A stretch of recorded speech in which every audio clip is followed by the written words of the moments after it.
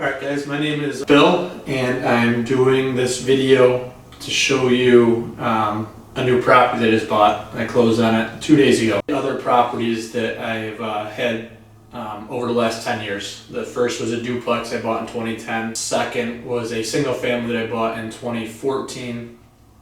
The third is another single family I bought in 2016, and then this house that I just closed on a couple weeks ago in 2020. I'm doing these videos because I, like a lot of you, probably watch YouTube trying to learn things all the time. And guys that have hundreds of doors and hundreds of houses, and you wonder how they got there and how they did this and how they did that. And you're like, well, it's easy for them because they've got hundreds. They've got all this income coming in. It's hard to find, or at least for me it was hard to find anybody that's done 2 doors or 3 doors or just getting started. So that's why I'm going to do this video. Maybe I can help some of you or learn something from you guys. This house I bought in Syracuse, New York, on auctions.com. I'd been looking for a while for a house on the MLS, Craigslist, different sources, and then this one came up in February. It was an occupied foreclosure for sale by the bank on auction.com. There was no access to the inside, so I drove by a couple times. The outside looked good. There's a lot of snow in Syracuse in February. I couldn't see the roof, I couldn't see the blocks around the bottom, but the siding looked good and the landscaping looked good. To me, that meant that somebody was probably taking care. If they take care of the outside, hopefully they took care of the inside. It's a pretty decent house.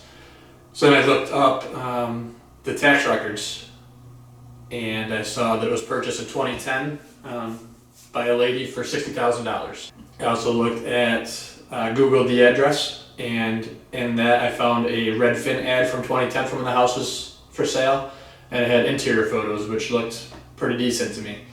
At that point I decided that I was going to bid on the house. I had some cash that I'd saved up for the last couple of years, and I was going to bid up to $30,000. That was my max bid. I'd done this a couple other times on auctions.com, just got outbid, so I wasn't expecting to get it for $30,000.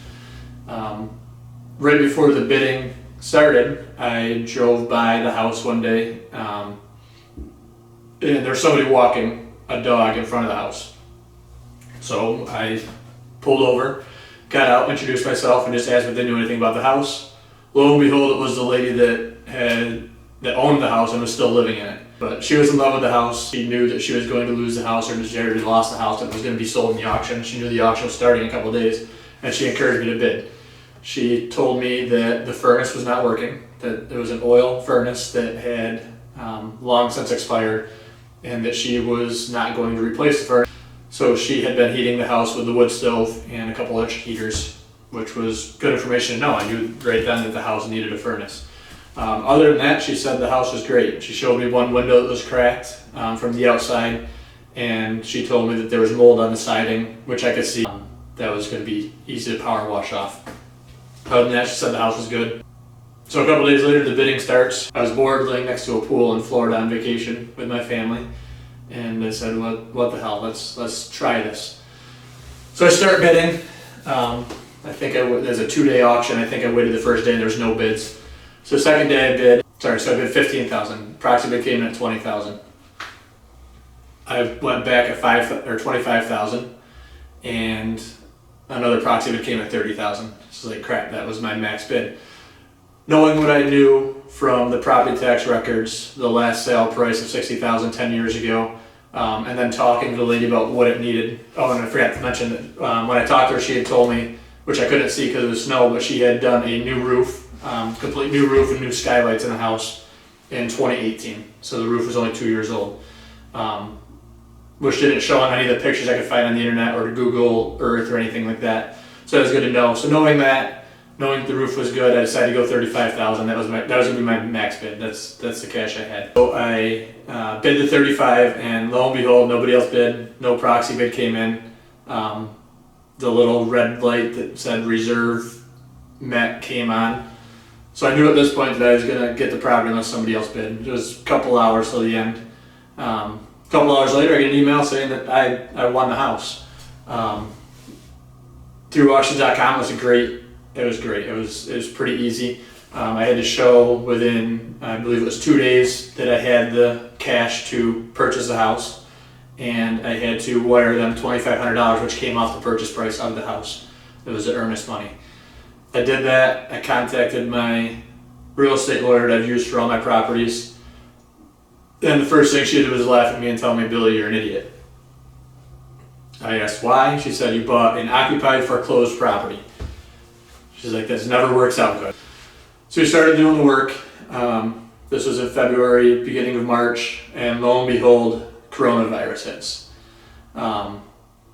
New York State says there's going to be no evictions for the foreseeable future.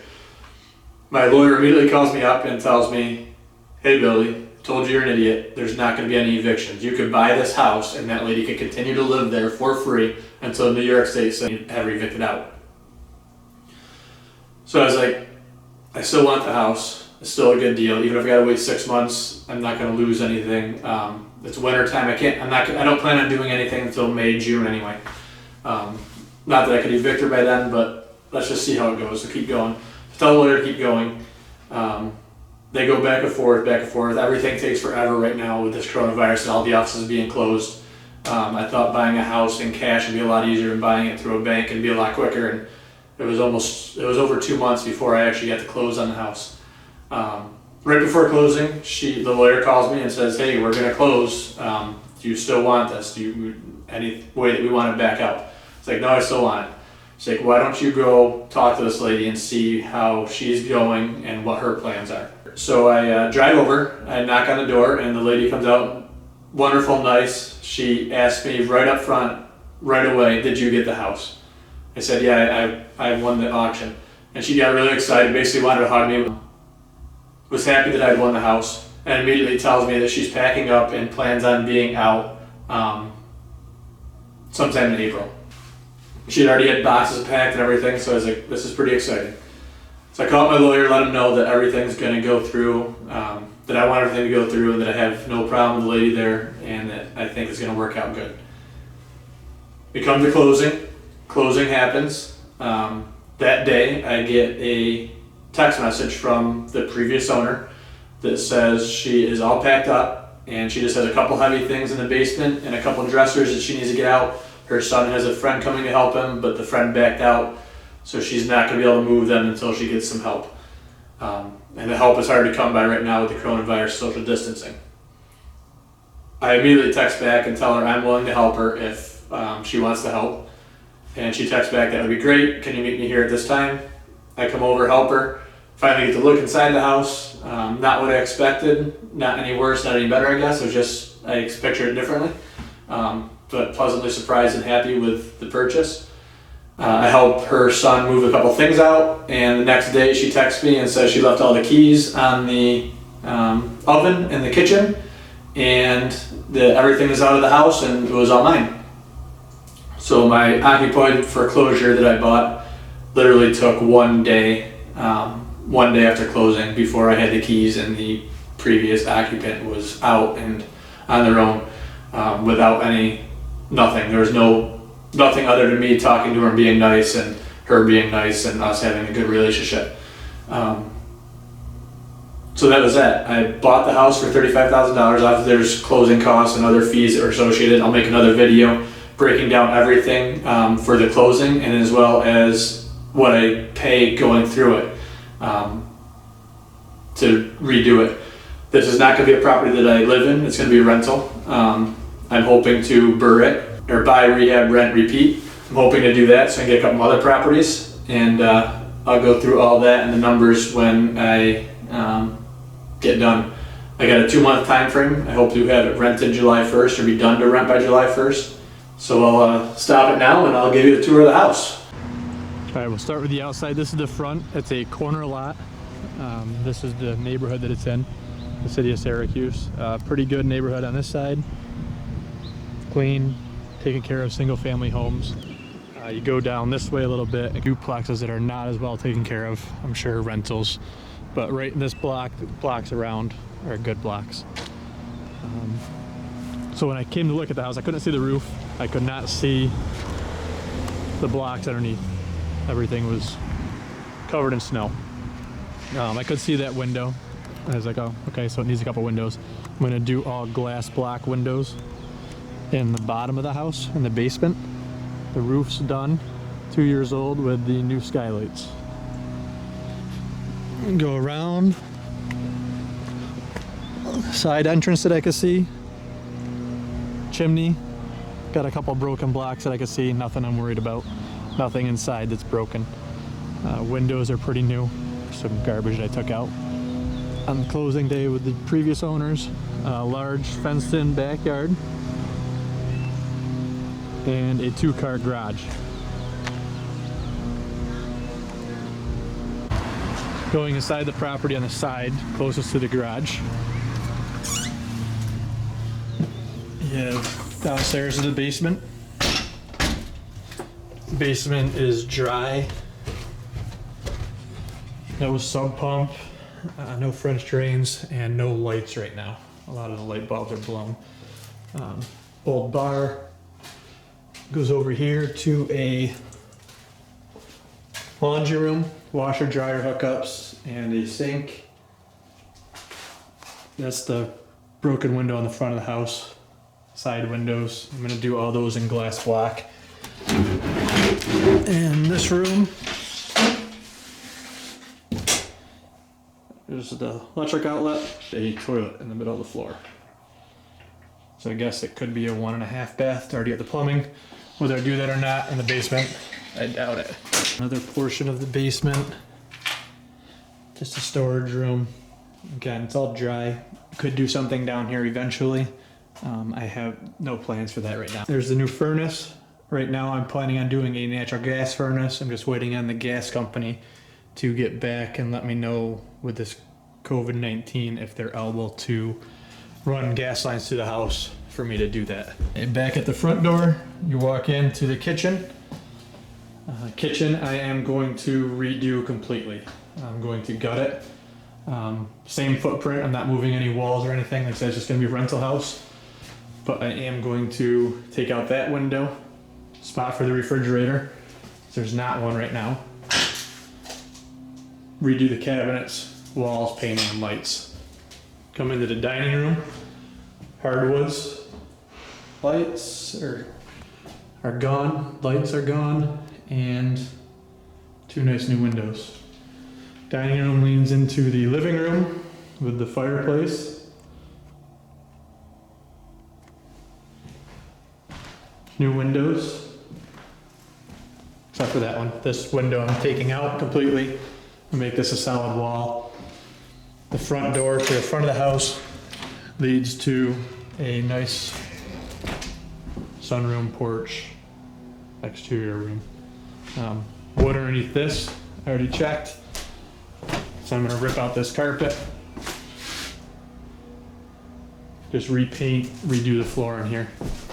Paint all through here. Going back into the house. Go into the bathroom. Bathroom tile floor is just gonna get cleaned. Toilet's gonna stay, new vanity. New windows. Tub's gonna get reglazed with a new surround. Then paint and redo the walls. Master bedroom. Again, paint. Windows are already newer. Need a closet door. I checked these floors, and lo and behold, underneath the carpet has hardwood. So I'm just ripping out the carpet, redoing the hardwoods. And same with the second bedroom on the first floor. Good size. Paint. Newer windows already. Light fixtures. Rip up the carpet, redo the hardwoods. And we're gonna go upstairs. Again, nasty carpet. Ripping out the carpet. This is just one large bedroom. The windows up here are new again. Gonna rip out this carpet. If there's not hardwoods underneath, which I don't know that there is yet or not, I'm going to the linoleum vinyl tile, LVT, and do all that. Closet, windows.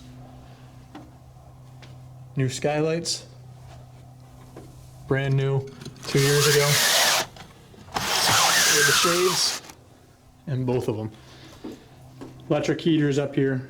There's no forced air that I could see up here. There's a return vent, but it's not hooked up that I know of. So they have electric heaters up here. I'll redo them, repaint, clean it up, make sure nobody kills themselves on this. And that is the entire house. All right, that is my property. That is what I bought on auctions.com for $35,000. Syracuse, New York. Not the best neighborhood, not the worst neighborhood. It's probably a good C average type neighborhood for this town. Like I said, I'm going to try to BRRRR it. I bought it for $35,000. I have $15,000 for my budget to rehab. At the end of that, I'm going to rent it, and I believe I'll be able to get $1,100 to $1,200 a month in this part of town, in this neighborhood in Syracuse, New York, for this property. If you want to keep track of how all that works out, if my budget stays at $15,000, if I get the $1,100 to $1,200 a month rent they expect, and how the refinancing portion goes, or how the rehab goes, like, comment, subscribe. If you have any ideas on how I can do this better, what I'm doing wrong, leave a comment. I'll get back to you and let you know how things work out, and I'll take your advice, or let you know if I'm not going to take your advice and why. Thank you for watching.